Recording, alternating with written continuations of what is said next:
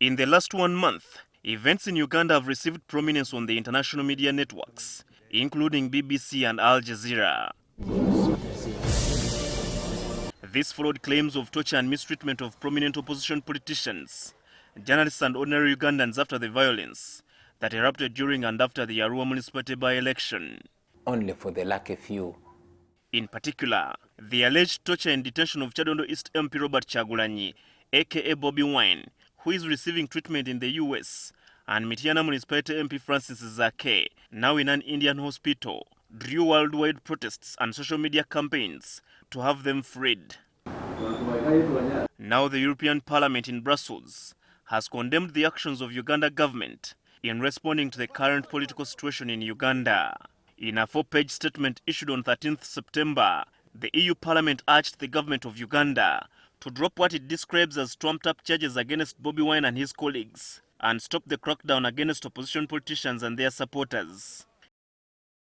It also asked Ugandan authorities to immediately launch an effective, impartial and independent investigation into the killing of Bobby Wine's driver Yasin Kauma and reports of deaths, torture and mistreatment of suspects. Calls for the creation of an environment where journalists can work without hindrance to inform Ugandans about the political developments in the country.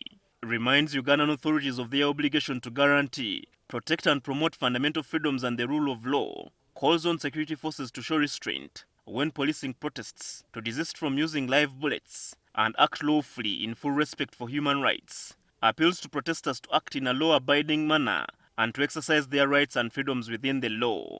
The EU Parliament urges the European Union to take advantage of the political privilege provided by the development aid programs, with a view to enhance the defense and the promotion of human rights in Uganda. Acting Information Minister Dr. Chris Baryomunsi told NTV that the statement is foreign interference by EU in the internal affairs of Uganda.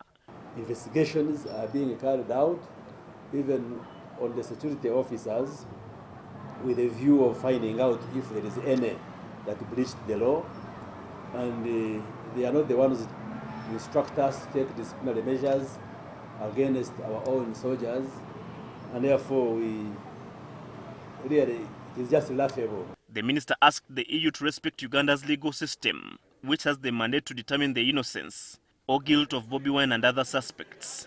It is not them to instruct Uganda on what to do with the cases which are before court.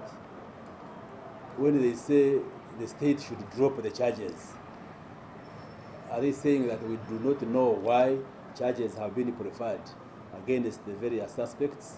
Baryomunsi also cautioned the EU not to use its aid to intimidate Uganda, which is a sovereign state. I thought that aid is not necessarily to strangle us, to have a colonial relationship which we abandoned a long time ago. We are no longer under the colonial yoke. We are a sovereign, independent country. We take and make our own decisions. Bobby Wine and 34 suspects are expected back in Gulu High Court on 1st October for the hearing of their treason charges. Habad Ziwa, NTV.